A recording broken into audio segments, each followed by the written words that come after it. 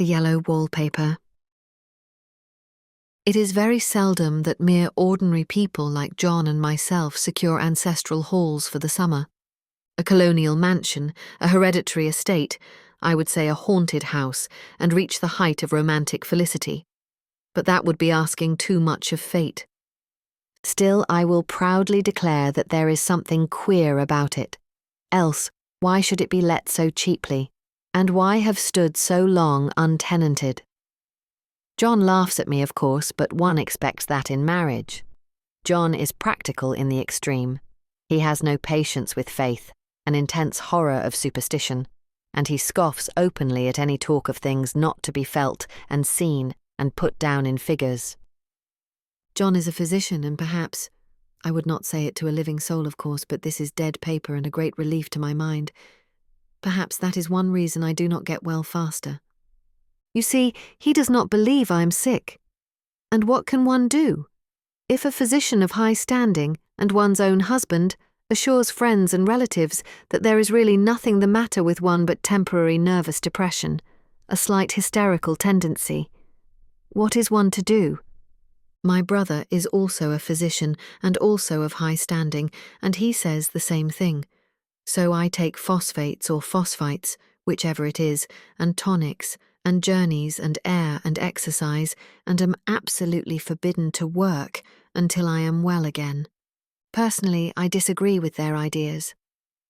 Personally, I believe that congenial work, with excitement and change, would do me good. But what is one to do? I did write for a while in spite of them, but it does exhaust me a good deal, having to be so sly about it, or else meet with heavy opposition. I sometimes fancy that in my condition if I had less opposition and more society and stimulus, but John says the very worst thing I can do is to think about my condition, and I confess it always makes me feel bad. So I will let it alone and talk about the house, the most beautiful place. It is quite alone, standing well back from the road, quite 3 miles from the village. It makes me think of English places that you read about, for there are hedges and walls and gates that lock, and lots of separate little houses for the gardeners and people. There is a delicious garden. I never saw such a garden, large and shady, full of box-bordered paths and lined with long grape-covered arbours with seats under them. There were greenhouses too, but they are all broken now. There was some legal trouble, I believe, something about the heirs and co-heirs. Anyhow, the place has been empty for years. That spoils my ghostliness, I am afraid, but I don't care. There is something strange about the house. I can feel it. I even said so to John one moonlight evening, but he said what I felt was a draught and shut the window. I get unreasonably angry with John sometimes. I'm sure I never used to be so sensitive. I think it is due to this nervous condition, but John says if I feel so, I shall neglect proper self-control. So I take pains to control myself, before him at least, and that makes me very tired. I don't like our room a bit. I wanted one downstairs that opened on the piazza and had roses all over the window and such pretty old-fashioned chintz hangings. But John would not hear of it. He said there was only one window and not room for 2 beds, and no near room for him if he took another. He is very careful and loving, and hardly lets me stir without special direction.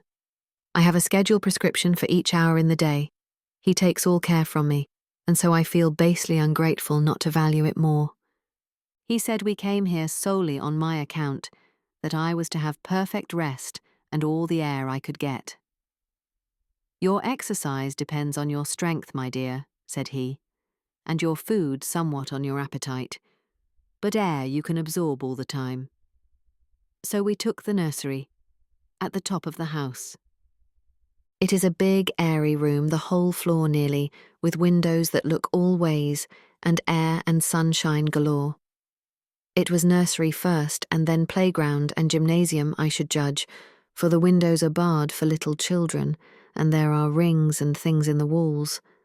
The paint and paper look as if a boys' school had used it. It is stripped off, the paper, in great patches all around the head of my bed, about as far as I can reach, and in a great place on the other side of the room, low down. I never saw a worse paper in my life.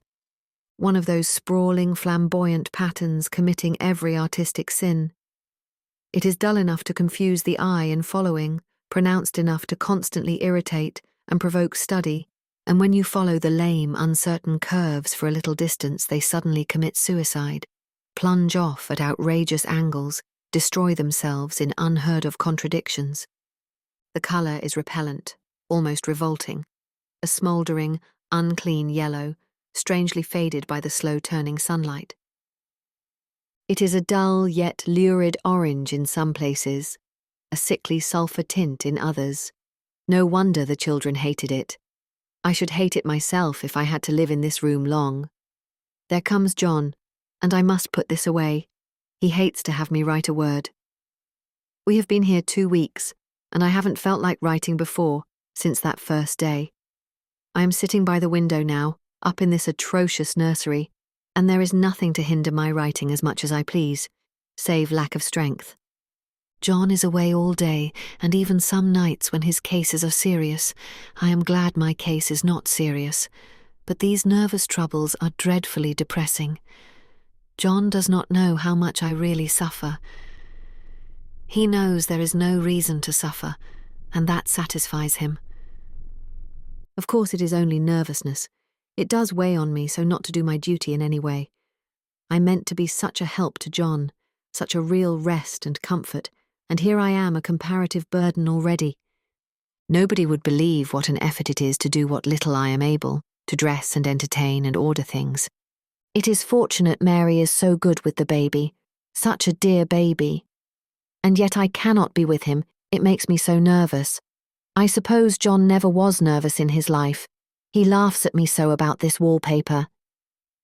At first he meant to repaper the room, but afterwards he said that I was letting it get the better of me, and that nothing was worse for a nervous patient than to give way to such fancies.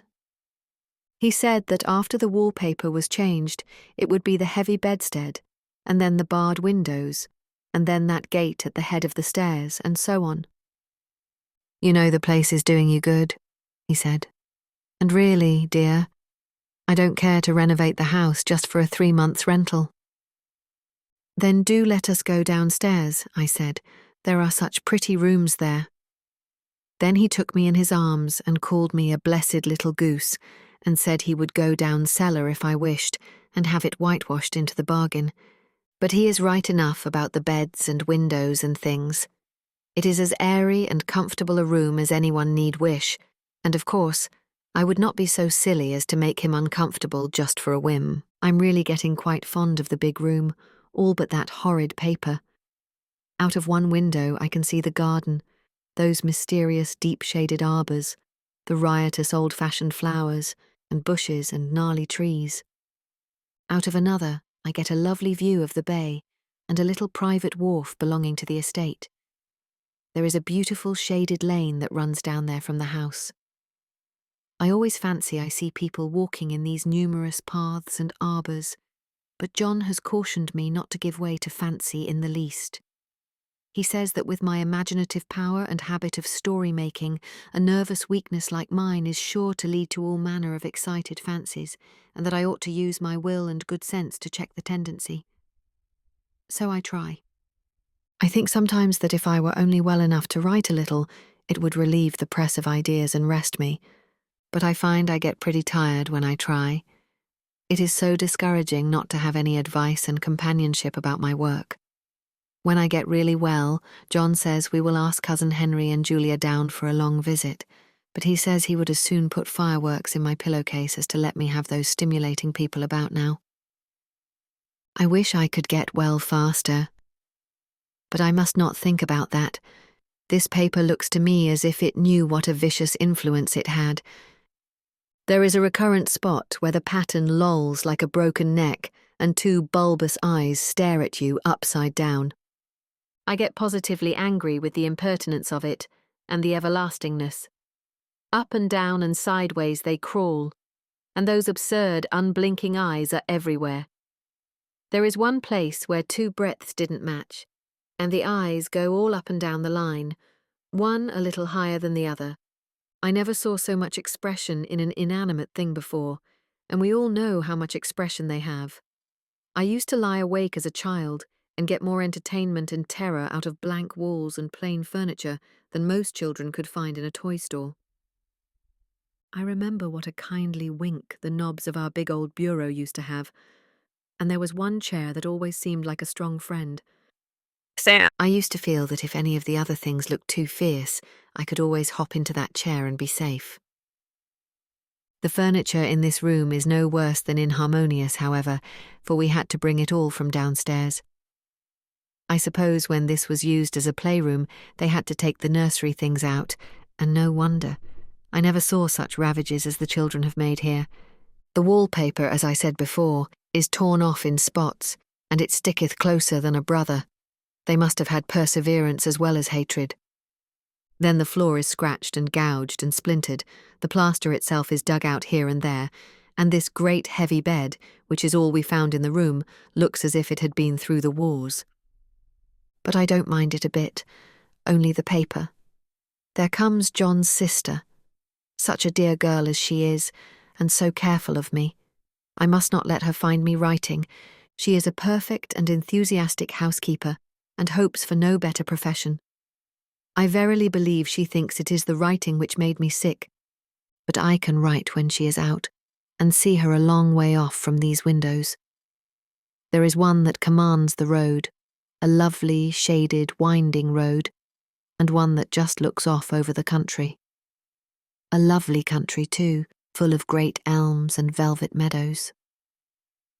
This wallpaper has a kind of sub-pattern in a different shade, a particularly irritating one, for you can only see it in certain lights, and not clearly then. But in the places where it isn't faded and where the sun is just so, I can see a strange, provoking, formless sort of figure that seems to sulk about behind that silly and conspicuous front design. There's Sister on the stairs. Well, the 4th of July is over. The people are gone and I am tired out. John thought it might do me good to see a little company, so we just had Mother and Nellie and the children down for a week. Of course I didn't do a thing. Jenny sees to everything now, but it tired me all the same. John says if I don't pick up faster, he shall send me to Weir Mitchell in the fall. But I don't want to go there at all. I had a friend who was in his hands once, and she says he is just like John and my brother, only more so. Besides, it is such an undertaking to go so far. I don't feel as if it was worthwhile to turn my hand over for anything, and I'm getting dreadfully fretful and querulous. I cry at nothing, and cry most of the time. Of course I don't when John is here, or anybody else, but when I am alone. And I am alone a good deal just now. John is kept in town very often by serious cases, and Jenny is good, and lets me alone when I want her to. So I walk a little in the garden or down that lovely lane, sit on the porch under the roses, and lie down up here a good deal. I'm getting really fond of the room in spite of the wallpaper. Perhaps because of the wallpaper. It dwells in my mind so. I lie here on this great immovable bed, it is nailed down, I believe, and follow that pattern about by the hour. It is as good as gymnastics, I assure you. I start, we'll say, at the bottom, down in the corner over there where it has not been touched, and I determine for the 1000th time that I will follow that pointless pattern to some sort of a conclusion. I know a little of the principle of design, and I know this thing was not arranged on any laws of radiation, or alternation, or repetition, or symmetry, or anything else that I ever heard of. It is repeated, of course, by the breadths, but not otherwise. Looked at in one way, each breadth stands alone, the bloated curves and flourishes, a kind of debased Romanesque, with delirium tremens, go waddling up and down in isolated columns of fatuity.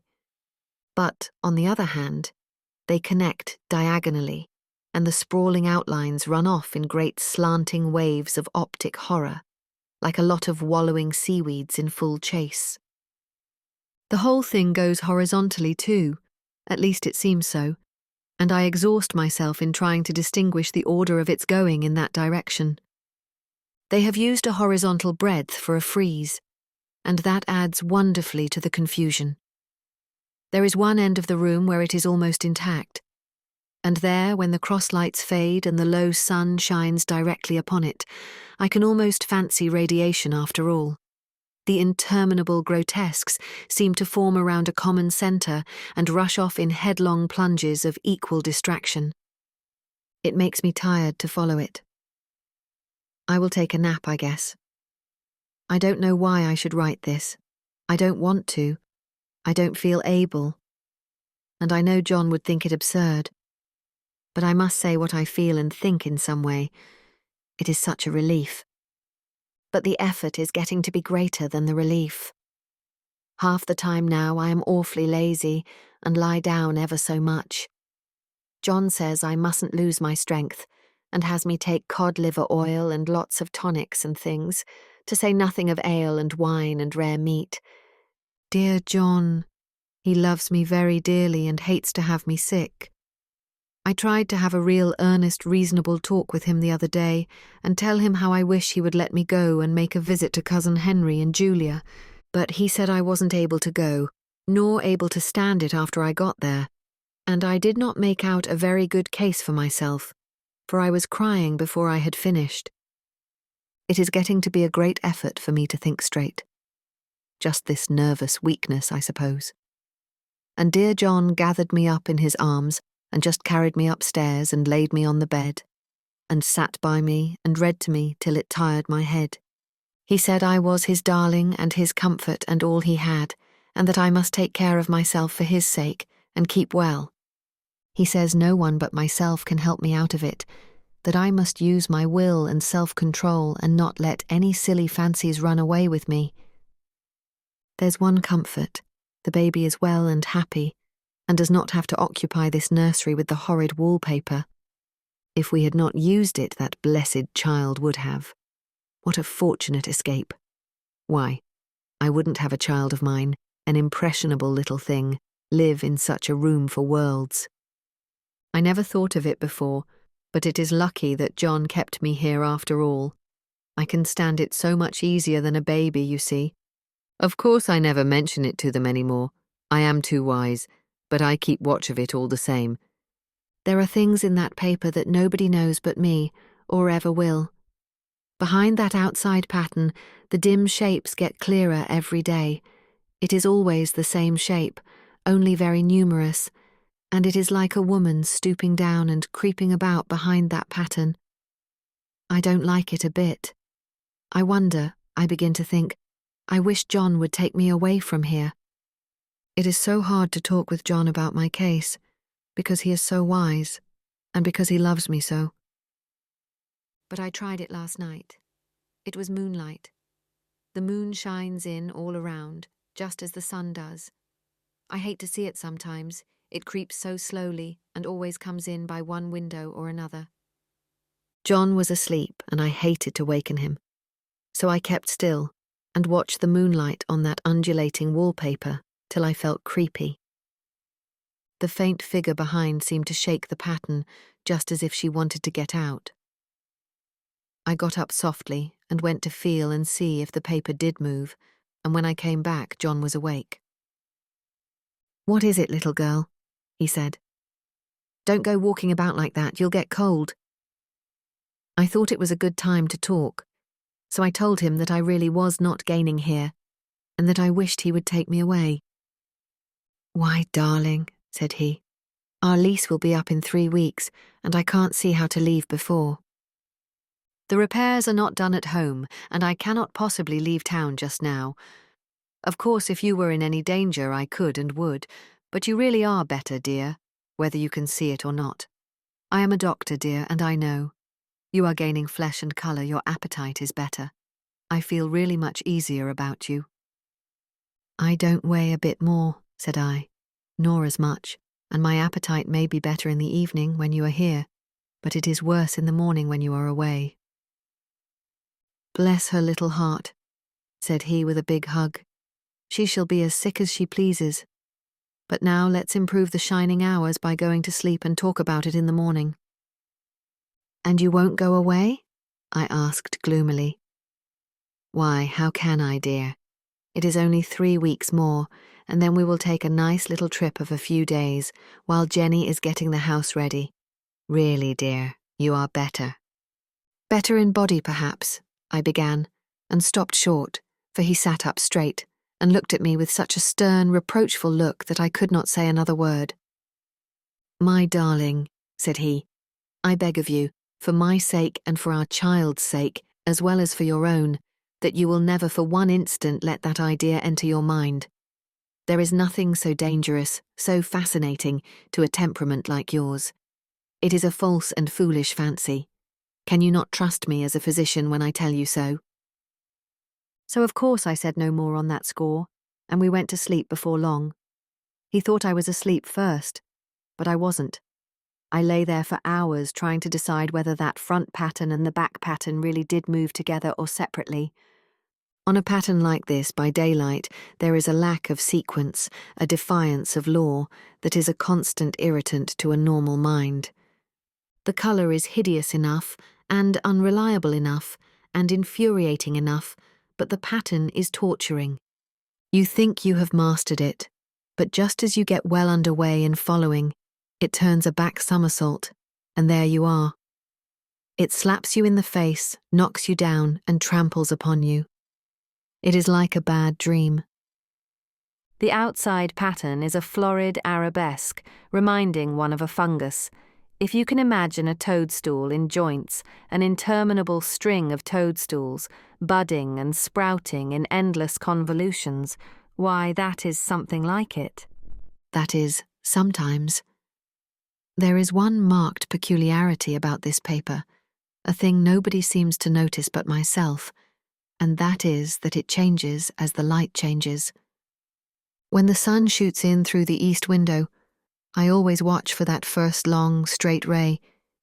It changes so quickly that I never can quite believe it. That is why I watch it always. By moonlight, the moon shines in all night when there is a moon. I wouldn't know it was the same paper. At night, in any kind of light, in twilight, candlelight, lamplight, and worst of all by moonlight, it becomes bars. The outside pattern, I mean, and the woman behind it is as plain as can be.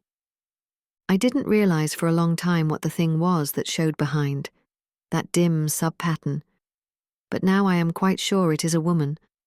By daylight she is subdued, quiet.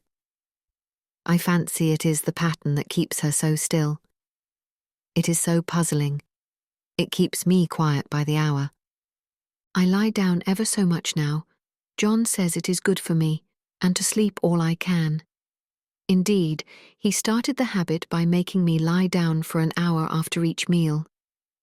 It is a very bad habit, I am convinced, for you see, I don't sleep, and that cultivates deceit, for I don't tell them I'm awake. Oh, no. The fact is, I am getting a little afraid of John. He seems very queer sometimes, and even Jenny has an inexplicable look. It strikes me occasionally, just as a scientific hypothesis, that perhaps it is the paper. I have watched John when he did not know I was looking, and come into the room suddenly on the most innocent excuses, and I've caught him several times looking at the paper, and Jenny too. I caught Jenny with her hand on it once. She didn't know I was in the room, and when I asked her in a very quiet voice with the most restrained manner possible, what she was doing with the paper, she turned around as if she had been caught stealing and looked quite angry, asked me why I should frighten her so. Then she said that the paper stained everything it touched, that she had found yellow smooches on all my clothes and John's, and she wished we would be more careful. Did not that sound innocent? But I know she was studying that pattern, and I am determined that nobody shall find it out but myself. Life is very much more exciting now than it used to be. You see, I have something more to expect, to look forward to watch. I really do eat better and am more quiet than I was. John is so pleased to see me improve. He laughed a little the other day and said I seemed to be flourishing in spite of my wallpaper. I turned it off with a laugh. I had no intention of telling him it was because of the wallpaper. He would make fun of me. He might even want to take me away. I don't want to leave now until I have found it out. There is a week more, and I think that will be enough. I'm feeling ever so much better. I don't sleep much at night, for it is so interesting to watch developments. But I sleep a good deal in the daytime. In the daytime it is tiresome and perplexing. There are always new shoots on the fungus and new shades of yellow all over it. I cannot keep count of them, though I have tried conscientiously. It is the strangest yellow, that wallpaper. It makes me think of all the yellow things I ever saw. Not beautiful ones like buttercups, but old, foul, bad yellow things. But there is something else about that paper. The smell. I noticed it the moment we came into the room, but with so much air and sun, it was not bad. Now we have had a week of fog and rain, and whether the windows are open or not, the smell is here. It creeps all over the house. I find it hovering in the dining room, skulking in the parlour, hiding in the hall, lying in wait for me on the stairs. It gets into my hair. Even when I go to ride, if I turn my head suddenly and surprise it, there is that smell. Such a peculiar odour, too. I have spent hours in trying to analyse it, to find what it smelled like. It is not bad, at first, and very gentle, but quite the subtlest, most enduring odour I ever met. In this damp weather, it is awful. I wake up in the night and find it hanging over me. It used to disturb me at first. I thought seriously of burning the house to reach the smell. But now I am used to it. The only thing I can think of that it is like is the colour of the paper. A yellow smell. There is a very funny mark on this wall, low down near the mopboard. A streak that runs round the room. It goes behind every piece of furniture, except the bed. A long, straight, even smooch, as if it had been rubbed over and over. I wonder how it was done, and who did it, and what they did it for. Round and round and round, round and round and round, it makes me dizzy. I really have discovered something at last. Through watching so much at night, when it changes so, I have finally found out. The front pattern does move, and no wonder. The woman behind shakes it. Sometimes I think there are a great many women behind, and sometimes only one, and she crawls around fast, and her crawling shakes it all over. Then in the very bright spots she keeps still, and in the very shady spots she just takes hold of the bars and shakes them hard, and she's all the time trying to climb through. But nobody could climb through that pattern. It strangles so. I think that is why it has so many heads. They get through, and then the pattern strangles them off and turns them upside down, and makes their eyes white. If those heads were covered or taken off, it would not be half so bad. I think that woman gets out in the daytime. And I'll tell you why, privately. I've seen her. I can see her out of every one of my windows. It is the same woman I know, for she is always creeping, and most women do not creep by daylight. I see her on that long shaded lane, creeping up and down. I see her in those dark grape arbours, creeping all around the garden. I see her on that long road under the trees, creeping along, and when a carriage comes, she hides under the blackberry vines. I don't blame her a bit. It must be very humiliating to be caught creeping by daylight. I always lock the door when I creep by daylight. I can't do it at night, for I know John would suspect something at once. And John is so queer now that I don't want to irritate him. I wish he would take another room. Besides, I don't want anybody to get that woman out at night but myself. I often wonder if I could see her out of all the windows at once. But turn as fast as I can only see out of one at one time. And though I always see her, she may be able to creep faster than I can turn.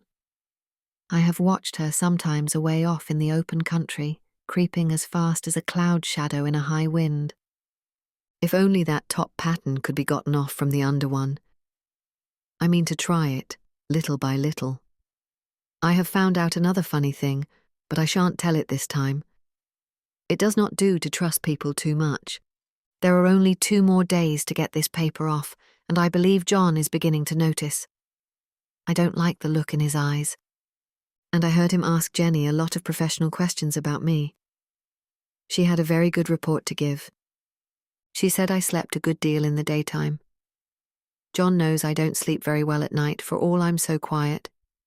He asked me all sorts of questions too, and pretended to be very loving and kind, as if I couldn't see through him. Still, I don't wonder he acts so, sleeping under this paper for 3 months. It only interests me, but I feel sure John and Jenny are secretly affected by it. Hurrah! This is the last day, but it is enough.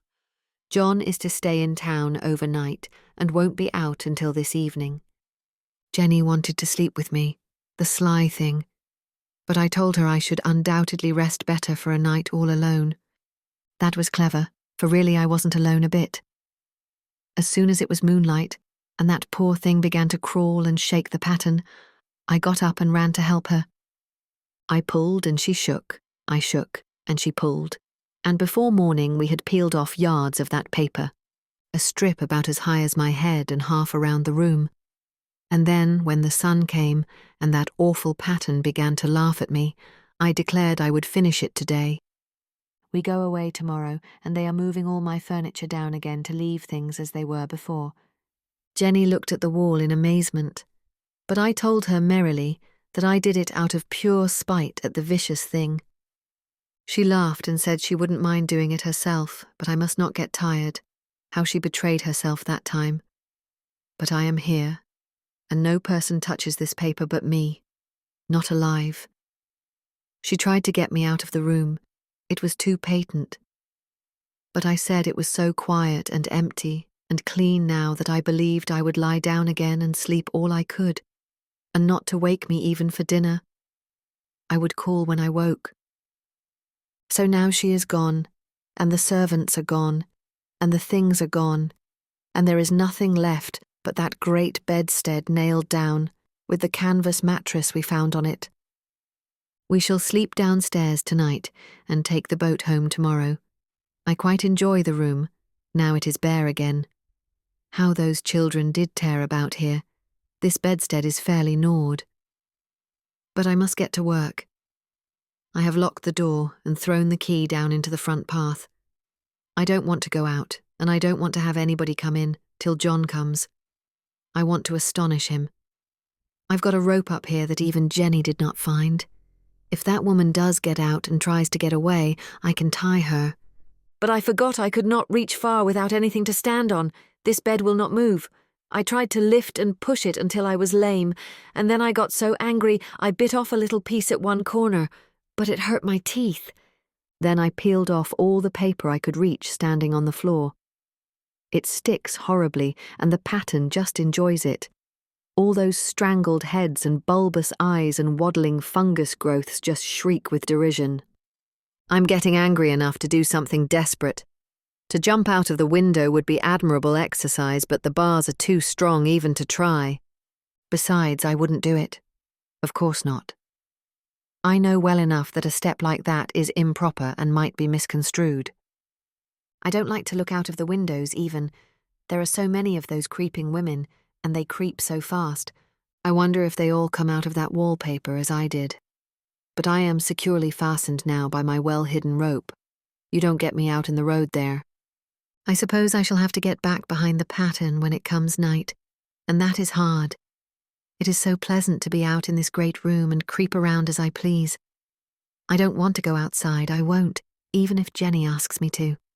For outside you have to creep on the ground, and everything is green instead of yellow. But here I can creep smoothly on the floor, and my shoulder just fits in that long smooch around the wall, so I cannot lose my way. Why, there's John at the door. It is no use, young man. You can't open it. How he does call and pound. Now he's crying for an axe. It would be a shame to break down that beautiful door. John, dear, said I in the gentlest voice, the key is down by the front steps, under a plantain leaf. That silenced him for a few moments. Then he said, very quietly indeed, open the door, my darling. I can't, said I. The key is down by the front door under a plantain leaf. And then I said it again, several times, very gently and slowly, and said it so often that he had to go and see, and he got it, of course, and came in. He stopped short by the door. "What is the matter?" he cried. "For God's sake, what are you doing?" I kept on creeping just the same, but I looked at him over my shoulder. "I've got out at last," said I, "in spite of you and Jane, and I've pulled off most of the paper so you can't put me back." Now why should that man have fainted? But he did, and right across my path by the wall, so that I had to creep over him every time.